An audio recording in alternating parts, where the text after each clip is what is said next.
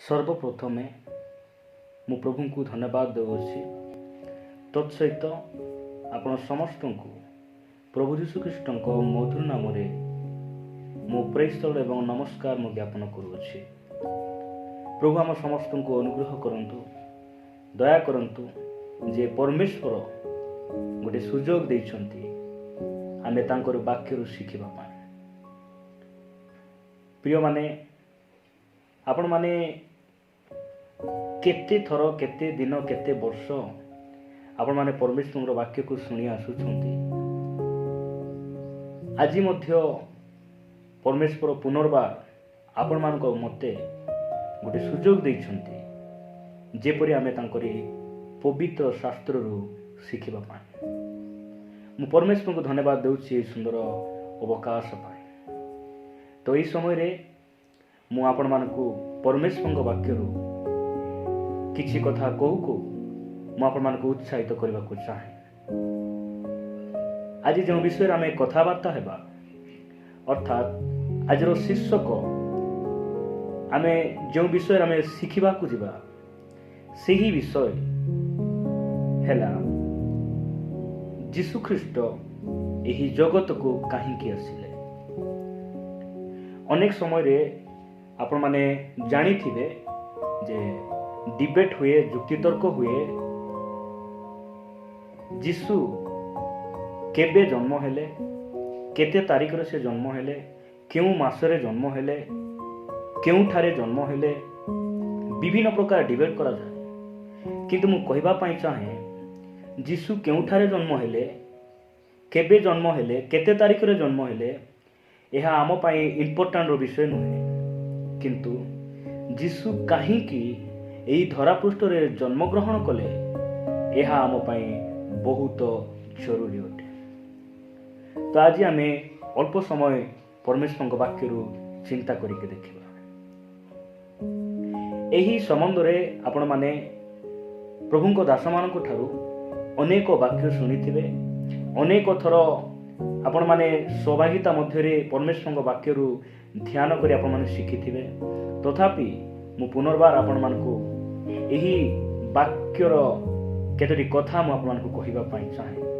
हमर प्रसंग हैला जीशुख्रीष्ट एही जगत को से काहींकी आसिले। जीशुख्रीष्ट जेतेबेले बाप्तिजित हैला परे आत्मारे चालित होई प्रांतर को से गले। 40 दिन 40 रात्रि से उपवास करी शैतान द्वारा से परीक्षित हेले। सेही समय रे तांकर सेवा कार्य को से आरंभ करिबा पाए निज नाजरित नगर को अर्थात जो नगर रे से लालित पालित होइतिले सेही नगर को से बाहुडी आसिले। सेही समय रे समाज रो रीति अनुसार से विश्राम बार रे समाज गृह रे से प्रवेश कले। अर्थात आराधनालय को एक उपासना गृह को से गले। सेही समय रे से उपासना गृह रे जिसाय भावादी शास्त्र तांकु दिया गला। आउ से पाठ करूचंती आउ निजे कहूचंती जे से काहींकी आसीचंती, मु काहींकी आसी अछि, पिता मके काहींकी पठे अछंती, एही कथा से निज मुखरु से कहूचंती। अर्थात आकु जदि आमे कहिबा बोली कहले जे जेते बेले जने राजा निजर शासन को आसे, जने मंत्री जेते बेले निज अधिकार को आसे, से 5 वर्ष काल कौन कौन करिबा पाई ताकु पड़िबो सीए निजर 5 वर्षर कार्य को से प्रतिष्ठा करे, समस्त सम्मुख से स्वीकार करे। ठीक सही भली जीशुख्रीष्ट से जो 3 वर्ष 6 मास भितरे से कौन कौन तांकु करिबा को पड़िबो एही कथा सेही समाज गृह रे से जो पाठ करने निमंते से उपवेशन करथिले सेही स्थान रे से निज मुखर से स्वीकार करुछंती। सेति पाई जदि म आपण मानकु कहिबा पाई चाहे, जदि आपण मानक पाखरे बाइबल अछि ताहेले आपण माने बाइबल काढिकिना एही सब विषय आपण माने मध्य देखि पारिबे। तो विशेष करी आसंतु हम एही समय रे पवित्र शास्त्र रु एक वाक्य आमे पाठ करिबा। आमानक मध्य रे झियो अनिता अछि, से आमानकु वाक्य पढ़िबारे साहाय्य करिबो। लूक लिखित सुसमाचार 4 अध्याय को आम जा लुकलिखित सुसमाचार 4 अध्याय तार 16 पदरू आम किसी विषय आम पढ़ी पढ़ी जा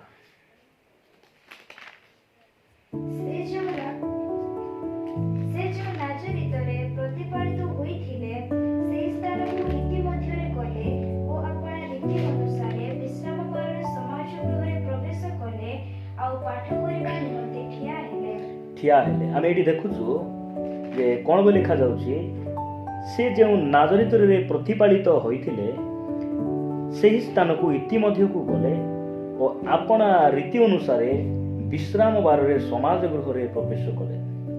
ଏହି ବିଶ୍ରାମ ବାର କେଉଁ ଦିନ ଥିଲା?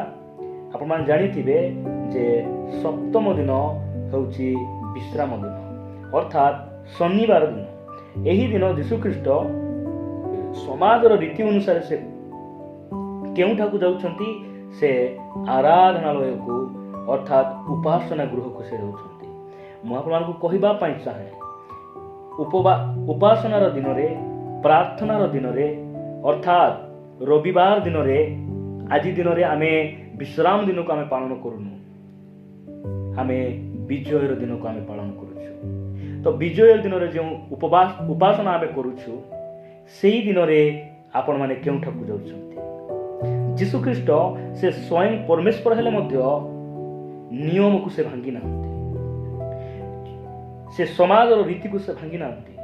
ମୋର ପ୍ରିୟ ମାନେ ଯୀଶୁଖ୍ରୀଷ୍ଟ ସେ ବିଶ୍ରାମ ବାରରେ ସମାଜ ଗୃହରେ ପ୍ରବେଶ କଲେ ଆଉ ପାଠ କରିବା ନିମନ୍ତେ ସେ ଠିଆ ହେଲେ। ତାପରେ 17 ପଦ ଆମେ ଯଦି ପଢିବା କଣ ଲେଖାଯାଏ?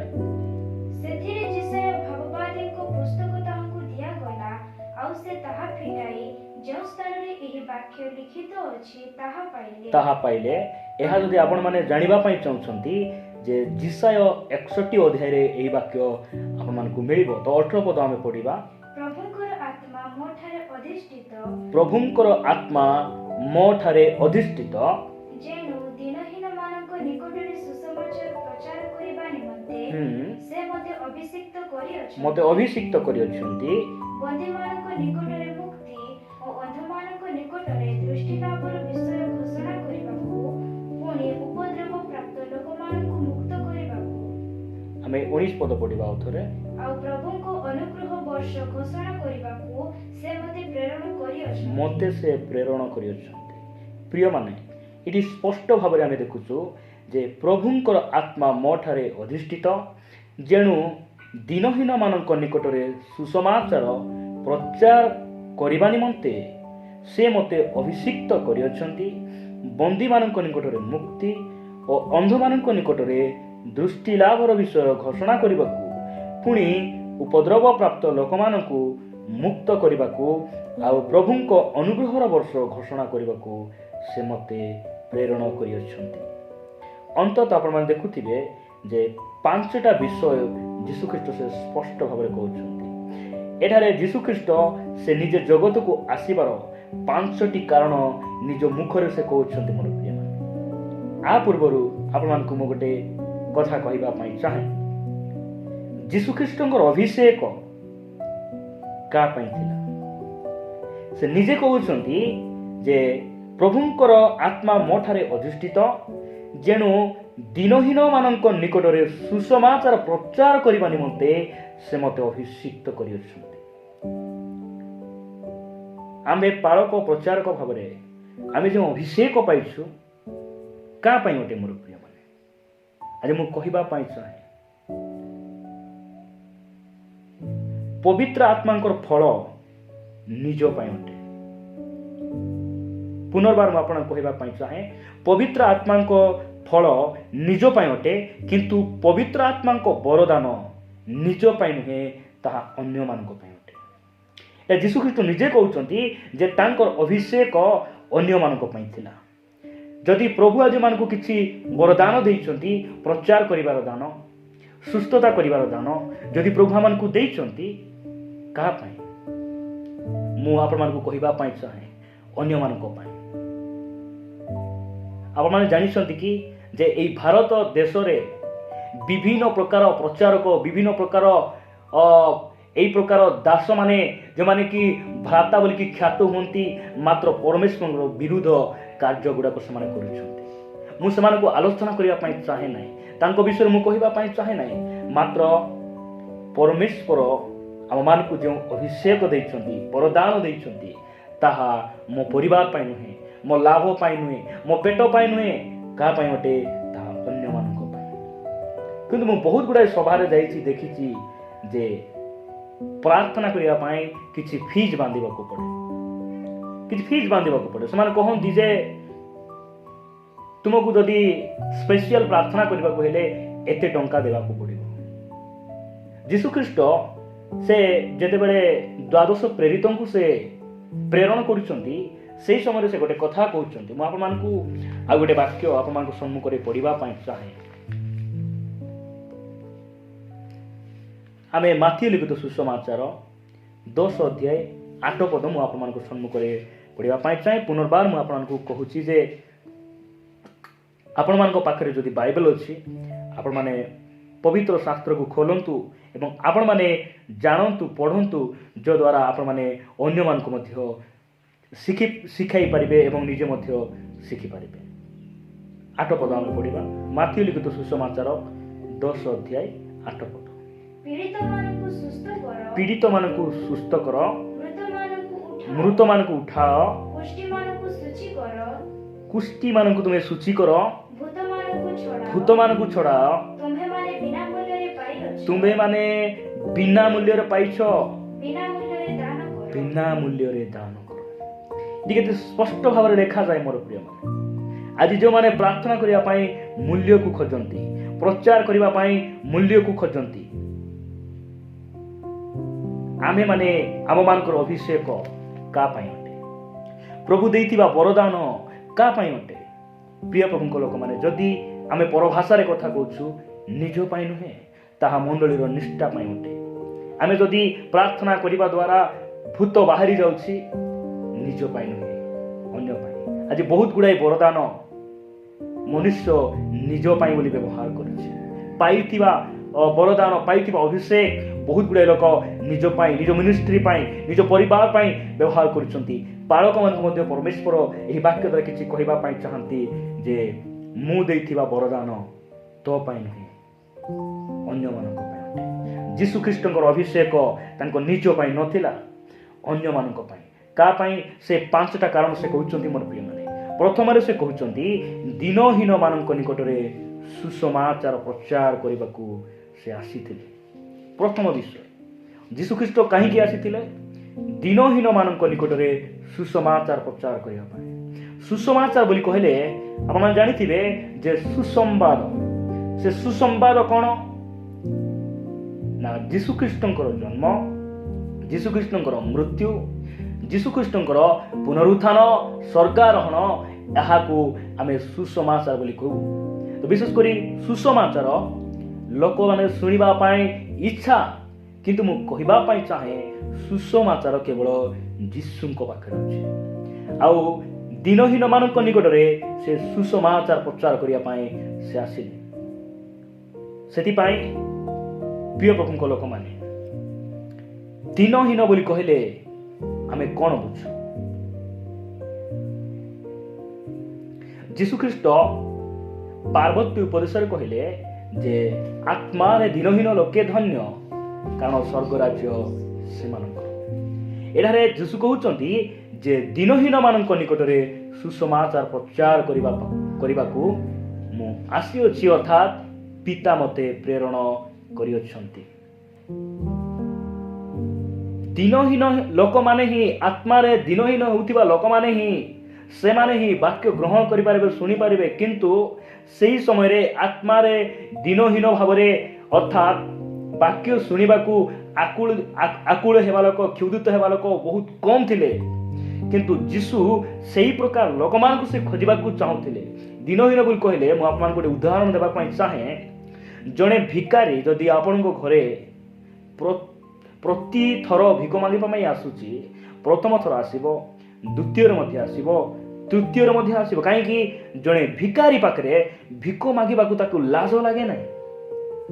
ତ तो प्रभु ठारे आत्मारे दिनहीन ही बढ़िया लोक पाखे से प्रभु ठारे नम्र करने के लाज लगे तो दिनहीन बोली कहले देखुचु जे आत्मारे दिनहीन लोक माने आका धन्य अटंती किंतु दिनहीन लोक माने सही समय रे आत्मिक भाव दिनहीन से थिले बोली हम कहि परिबा केमिति आमे जदि यक्षों को जीवन रे देखिबा से आत्मारे बहुत दिनहीन से थिले केमिति शारीरिक भाव से बहुत धन बहुत धनी व्यक्ति से शक्तिशाली व्यक्ति थिले मात्र आत्मा पाई तांकर किछि लाभ नथिला जीशु ख्रीष्ट जेतेबेले तांको गृह को जाउछंती आउ तांकर सुसमाचार को से प्रचार करूछंती इपाई आमे द्वितीय विषय जदि आमे देखिबा कोन द्वितीय विषय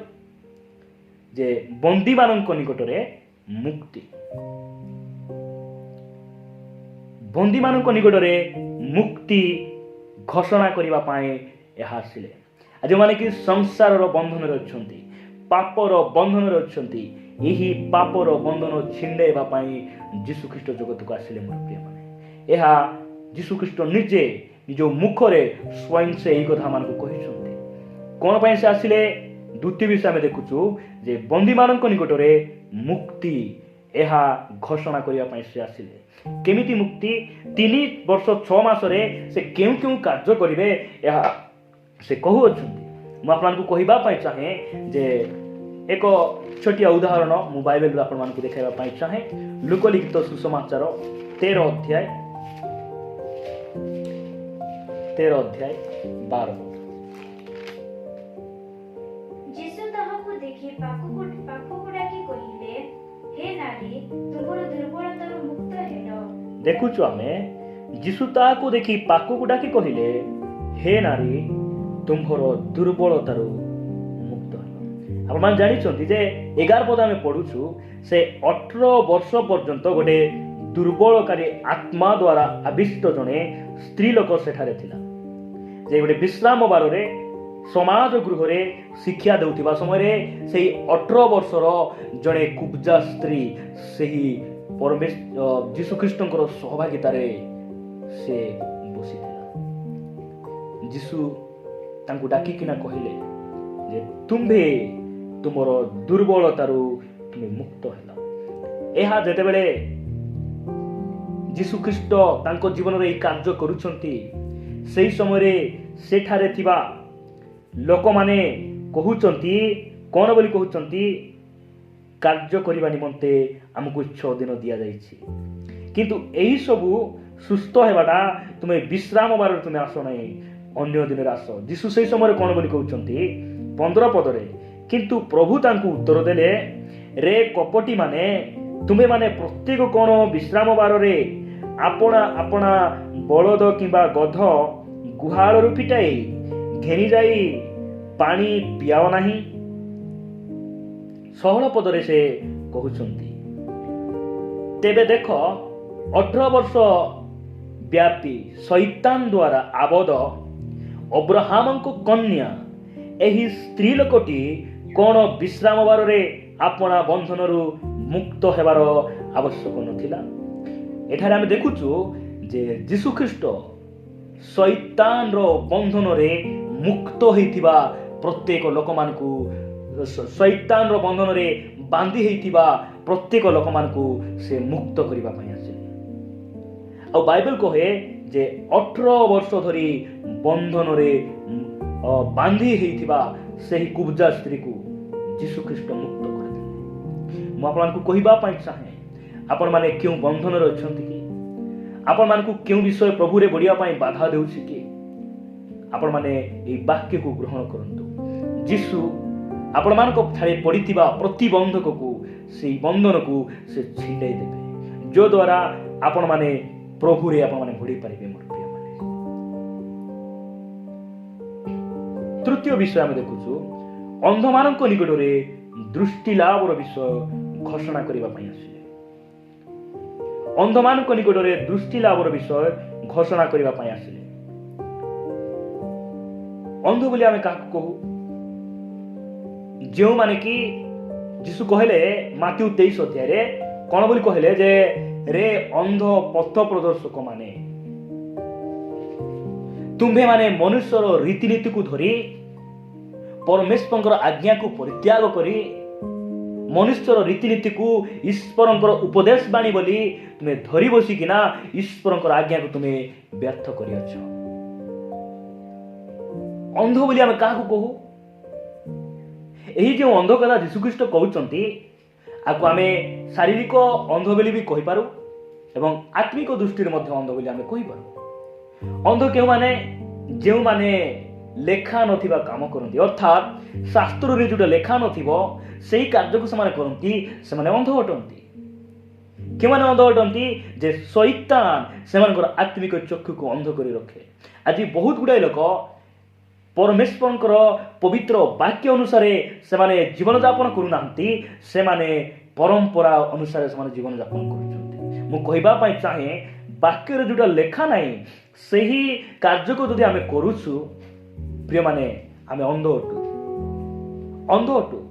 ଏହି ଅନ୍ଧମାନଙ୍କୁ ଦୃଷ୍ଟି ଲାଭର ବିଷୟ ଘୋଷଣା କରିବା ପାଇଁ ଯୀଶୁଖ୍ରୀଷ୍ଟ ଆସିଲେ। ମୁଁ ଆପଣମାନଙ୍କୁ ଗୋଟେ ବାଇବଲର ଗୋଟେ ଉଦାହରଣ ଦେଖାଇବା ପାଇଁ ଚାହେଁ।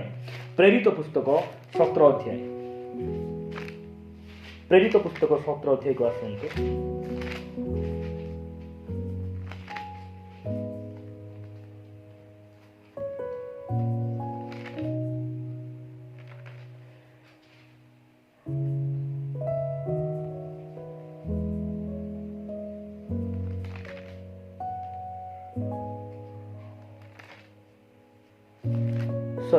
ପ୍ରେରିତ 8 ଅଧ୍ୟାୟକୁ ଯିବା। 8 ଅଧ୍ୟାୟ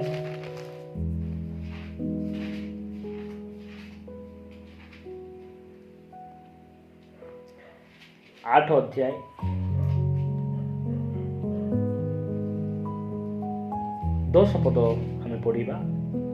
ଈଶ୍ୱରଙ୍କର ଯେଉଁ ଶକ୍ତିକୁ ମହାନ ବୋଲି କୁହାଯାଏ, ସାନଠାରୁ ବଡ଼ ପର୍ଯ୍ୟନ୍ତ ସମସ୍ତେ ଏ ସେହି ବୋଲି କହି ତାହାକୁ ମାନ୍ୟ କରୁଥିଲେ। ଆପଣମାନେ ଜାଣିଛନ୍ତି, ଏହା ସମୀରଣ ନଗରର ଗୋଟେ ଘଟଣା। ଯେତେବେଳେ ଜେରୁସାଲେମ ମଣ୍ଡଳୀରେ ତାଳନା ଆସୁଛି, ସେହି ସମୟରେ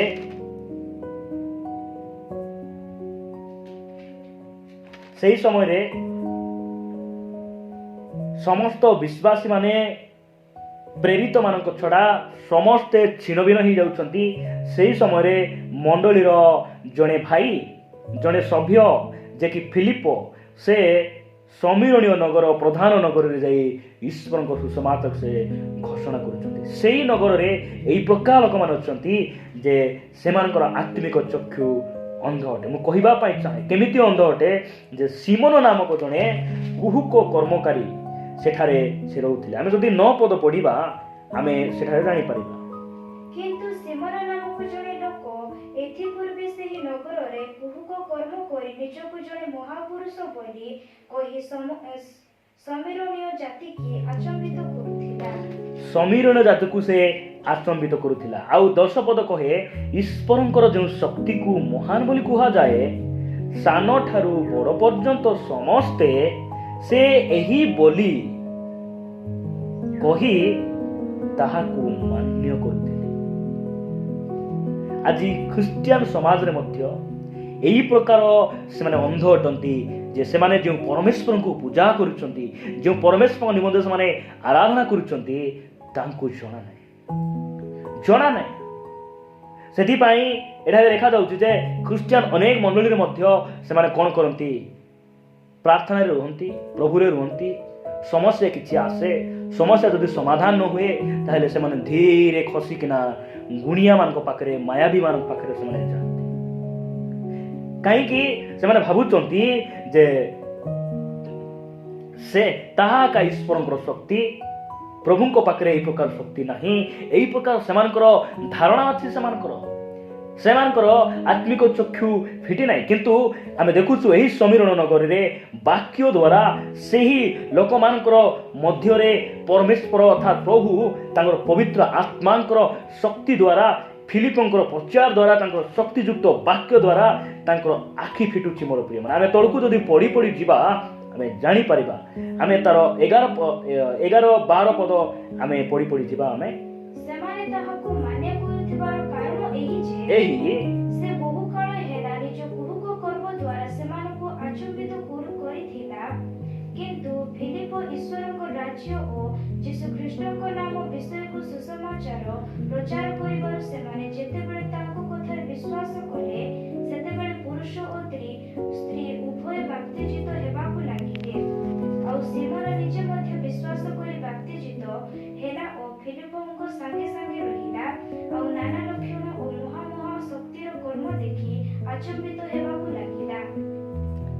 ଏଠାରେ ଆମେ ଦେଖୁଛୁ ଯେ ସେହି ସମୀରଣୀୟ ନଗରରେ ଅନେକ ଅନ୍ଧବିଶ୍ୱାସ ସେମାନଙ୍କ ମଧ୍ୟରେ ଥିଲା। ଆଜି ମଧ୍ୟ ଅନେକ ଗ୍ରାମ ଗୁଡ଼ିକରେ ଅନ୍ଧବିଶ୍ୱାସ ଭର୍ତ୍ତି ହେଇଛି। ଆଉ ଏହି ଅନ୍ଧବିଶ୍ୱାସ କେମିତି ଦୂର ହେଉଛି ଯେ ସେ ଯେତେବେଳେ ବାକ୍ୟ ପ୍ରଚାର କରୁଛନ୍ତି ଫିଲିପ, ସେହି ସମୟରେ ସେ ସ୍ଥାନର ଲୋକମାନେ ଏକ ଚିତ୍ତରେ ବାକ୍ୟ ଶୁଣି ବିଶ୍ୱାସ କରି ବାଇବେଲ କହେ ସ୍ତ୍ରୀ ପୁରୁଷ ଉଭୟ ବାପ୍ତିଜିତ ସେମାନେ ହେଉଛନ୍ତି। ତାପରେ ନିଜେ ସେ ସମୀରଣୀୟ ନଗରରେ ଯେ କି ଗୁଣିଆ ସେ ସିମୋନ ସେ ମଧ୍ୟ ତାଙ୍କୁ ବିଶ୍ୱାସ କରି ସେ ବାପ୍ତିଜିତ ହେଇଯାଉଛନ୍ତି, ଗ୍ରହଣ କରୁଛନ୍ତି। ସେଥିପାଇଁ ଯୀଶୁଖ୍ରୀଷ୍ଟ ଆଜି ମଧ୍ୟ ସେ ଗାଁ ମାନଙ୍କରେ ପରିବାର ମଧ୍ୟରେ ମନ ମଧ୍ୟରେ ଥିବା ବିଭିନ୍ନ ପ୍ରକାର ଅନ୍ଧବିଶ୍ୱାସକୁ ସେ ବାହାର କରିବା ପାଇଁ ସେ ଆସିଲେ ମୋର ପ୍ରିୟମାନେ। ସେଥିପାଇଁ ଦେଖୁଛୁ ଅନ୍ଧମାନଙ୍କ ନିକଟରେ ଦୃଷ୍ଟି ଲାଭର ବିଷୟ ଘୋଷଣା କରିବାକୁ ସେ ଆସିଲେ। ତାର ଚତୁର୍ଥ ବିଷୟ ଉପଦ୍ରବ ପ୍ରାପ୍ତ ଲୋକମାନଙ୍କୁ ମୁକ୍ତ କରିବା ପାଇଁ ସେ ଆସିଲେ। ଉପଦ୍ରବ ପ୍ରାପ୍ତ ଯେ କି ଶାରୀରିକ ଭାବରେ ପ୍ରପୀଡ଼ିତ, ସମାଜରେ ଘୃଣାଯୋଗ୍ୟ, ସମାଜରେ ଭଲ ନାମ ନାହିଁ, ଏହି ପ୍ରକାର ଲୋକମାନଙ୍କୁ ସେ ମୁକ୍ତ କରିବା ପାଇଁ ଆସିଲେ। ଗୋଟେ ପାପିରୀ ସ୍ତ୍ରୀକୁ ଯୀଶୁଖ୍ରୀଷ୍ଟ କ'ଣ ବୋଲି କହୁଛନ୍ତି? ଆମେ ଗୋଟେ ପଦ ପଢ଼ି ଆଗକୁ ବଢ଼ିବା। ଲୁକ ଲିଖିତ ସୁସମାଚାର 7 ଅଧ୍ୟାୟ ତାର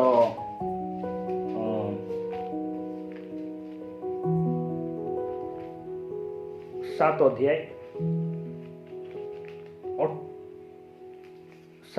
38 ପଦ, ଆମେ 44 ପଦରୁ ପଢ଼ିବା। 7 ଅଧ୍ୟାୟ 44। ଆଉ ସେ ସେହି ସ୍ତ୍ରୀ ପ୍ରତି ମୁଖ ଫେରାଇ ସିମୋନଙ୍କୁ କହିଲେ, ଏହି ସ୍ତ୍ରୀ କି ଦେଖୁଅଛ, ମୁଁ ତୁମ ଗୃହକୁ ଆସିଲି, ତୁମେ ମୋ ପାଦ ପାଇଁ ପାଣି ଦେଲ ନାହିଁ, କିନ୍ତୁ ଏ ଅଶ୍ରୁ ଜଳରେ ମୋର ପାଦ ଶୁଷ୍କ କରି ନିଜ କେଶରେ ତାହା ପୋଛି ଦେଲା।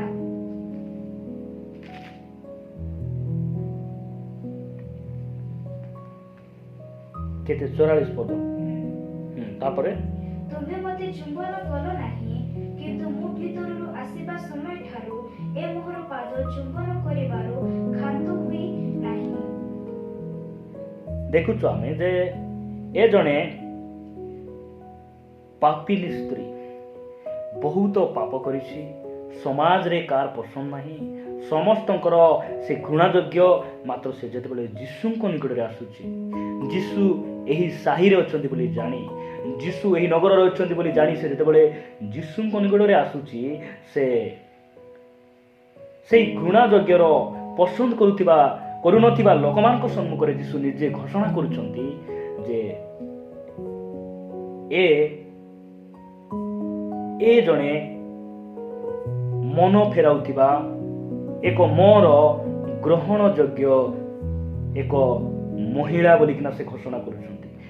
ଆପଣମାନେ ଯଦି ଯୀଶୁଖ୍ରୀଷ୍ଟଙ୍କ ଠାରେ ବାହୁଡ଼ି ଆସିବେ, ଫେରି ଆସିବେ, ଆପଣମାନେ ପାଇଥିବା ଉପଦ୍ରବ ଅପମାନ ସବୁକିଛି ଯୀଶୁ ସମାଧାନ କରିବେ। ଏଇଥିପାଇଁ ସେ ଆସିଲେ ମୋର ପ୍ରିୟମାନେ। ଶେଷରେ ଗୋଟେ କଥା ସେ କହୁଛନ୍ତି 49 ପଦରେ, ସେଥିରେ ତାହାଙ୍କ ସାଙ୍ଗରେ ଭଜନରେ ବସିଥିବା ଲୋକମାନେ ମନେ ମନେ କହିବାକୁ ଲାଗିଲେ, ପାପ ସୁଦ୍ଧା କ୍ଷମା କରୁଅଛି ଯେ ଏ କିଏ? 48 ପଦରେ ଲେଖାଯାଏ, ଆଉ ସେ ସେଇ ସ୍ତ୍ରୀ କି କହିଲେ, ତୋର ପାପ ସବୁ କ୍ଷମା ହୋଇଅଛି। 50 ପଦରେ ଯୀଶୁ କହିଲେ, କିନ୍ତୁ ସେ ସେଇ ସ୍ତ୍ରୀ କି କହିଲେ, ତୋର ବିଶ୍ୱାସ ତୋତେ ରକ୍ଷା କରିଅଛି, ଶାନ୍ତିରେ ଚାଲିଯା। ସେଥିପାଇଁ ଏଇଥିପାଇଁ ଯୀଶୁଖ୍ରୀଷ୍ଟ ଆସିଲେ ମୋର ପ୍ରିୟମାନେ। ଆପଣମାନେ ଉପଦ୍ରବ ପ୍ରାପ୍ତ ଅଟନ୍ତି କି? ଯଦି ଅଟନ୍ତି, ଯୀଶୁଖ୍ରୀଷ୍ଟ ଆପଣମାନଙ୍କୁ ମଧ୍ୟ ସେ ମୁକ୍ତ କରିଦେବେ। ଉପଦ୍ରବରୁ, ଅପମାନରୁ, ଲଜ୍ଜିତରୁ ସେ ଆପଣମାନଙ୍କୁ ଉଠାଇବେ। କାରଣ ଏହି ବାକ୍ୟ ସତ୍ୟ ମୋର ପ୍ରିୟମାନେ। ଆମେ ଶେଷରେ ଦେଖୁଛୁ पंचम विषय जे अनुग्रहर वर्ष घोषणा करने आसिले।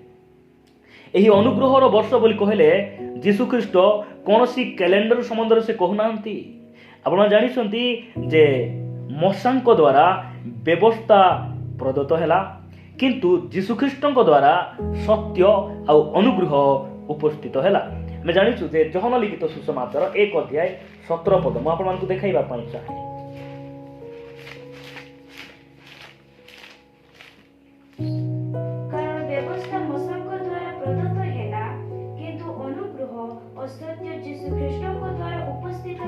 अनुग्रह और सत्य जीशुख्रीष्ट द्वारा उपस्थित है। आज बहुत गुड़ाए लोक से शिक्षा दिखती प्रचार करती जे कौन बोली ना अनुग्रह आम को ये दि जाए जेपरी आम पापरे बढ़ू। अनुग्रह आमर पाप जेते बढ़ुची अनुग्रह से बढ़ुची। मु कहवाई चाहे आपण मैंने जदि यही प्रकार बुझिकिना पापरे अच्छा पाप करी करी बढ़ुंट आपण मैंने बहुत भूल रे अच्छा। मोर प्रिय माने पाप करने आम को अनुग्रह दि जाए ना। पापरु क्षमा पाई पवित्र जीवन यापन करने आम को अनुग्रह दि जाए। आम जो समय बसवास करुचु यह अनुग्रहर समय। केमिति अनुग्रह जे आज पर्यंत जीशुख्रीष्ट से आगमन करना से मेघमाला आसी ना किंतु आज आम अनुग्रह अच्छी केमिति ना आज आम तांकर अनुग्रह सिंहासन को आम जाऊ। कारण से आमर परमेश्वर अनुग्रहकारी परमेश्वर अटंती। से आम को केबे मध्य कमेंट करेंगे ना।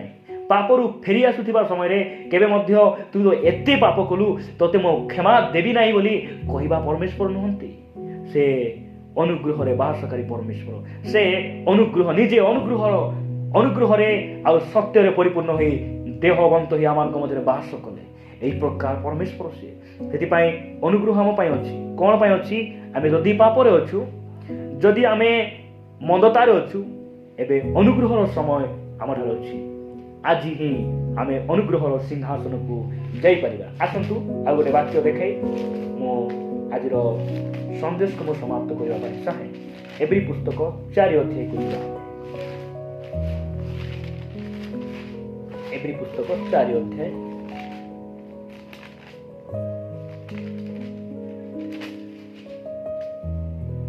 16 पद पढ़िबा।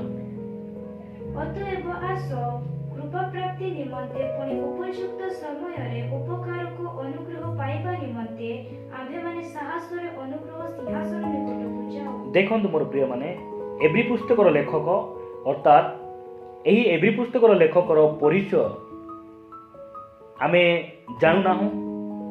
अनेक शास्त्रज्ञ माने कहंती जे अधिक लोक कहंती एही एब्री पुस्तक साधु पाउल ही लिखिचंती।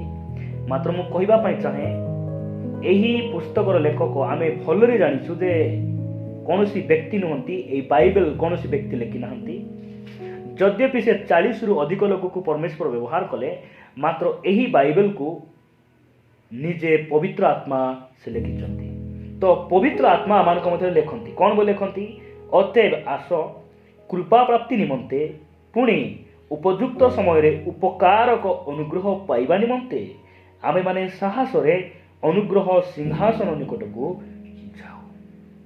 अनुग्रह रो सिंहासन निकट को आमे जाओ। कहीं जाओ ना अनुग्रहर समय रे परमेश्वर आम मानकर प्रार्थना को शुणिबे।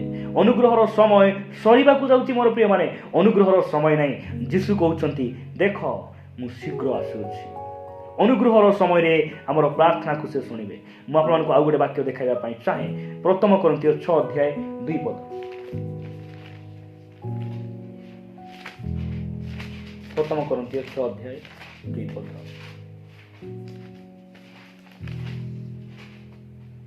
ओबा साधु माने जे जगतर विचार करिवे ए कथा कि तबे माने जानो नाही। सॉरी द्वितीय कोरिन्थियो 6 अध्याय। कारण से कहते आमे अनुग्रहर समय रे तुमर प्रार्थना श्रवण कलु और परित्राणर दिन रे आमे तुमर सहाय्य कलु। देखो एबे महा अनुग्रहर समय देखो एबे परित्राणर दिन। देखो एबे अनुग्रहर समय परित्राणर दिन। ए समय अछि मोर प्रिय माने आज जीशु को निकट आमे फेरी आसी पारिबा। आमे समर्पित हो परिबा। रोमियो पुस्तक 6 अध्याय 1 और 2 पद कोन बोली कहे आपनको ई वाक्य पढ़ी आमे समाप्त करिबा। तेबे आम्भे माने कोन करिबा? अनुग्रह जेपरि प्रचुर हुए एथिपाई कि पापरे रहिथिबा। देखो एथिपाई कि आमे पाप रहिथिबा, अनुग्रहर समय अछि बोली जीसु आसी नांती बोली आमे कि पाप करी करी करी कि नथिबा। लोक माने शिक्षा दउचंदी अनुग्रह मिलिछि, थरे जीसु तुम पाई क्रूसरे मरि गले, जेते पाप कले मध्य किछि हेबो नाही। एही कथा लोक माने शिखाउचंदी, अनेक प्रचारक माने शिखाउचंदी। मात्र मु कहिबा पई चाहे अनुग्रह हमकु पाप करिबार लाइसेंस नुहे, पापरु फेरी आसीबा पाए गोटे सुजोग मोर प्रिय माने। एहा अपूर्व सुजोग अटे। कोन ना आम्भे माने कि अनुग्रह मिलिछि बोली पापरे रहिबा। 2 पद ताहा केबे भी न हो। पाप प्रति मृत जे आमे माने सेथिरे किपरि आउ जीवन आमे किपरि आउ जीवन काटिबा। प्रभु ए वाक्य दे हम समस्त को प्रचुर आशीर्वाद करंतु। आमेन।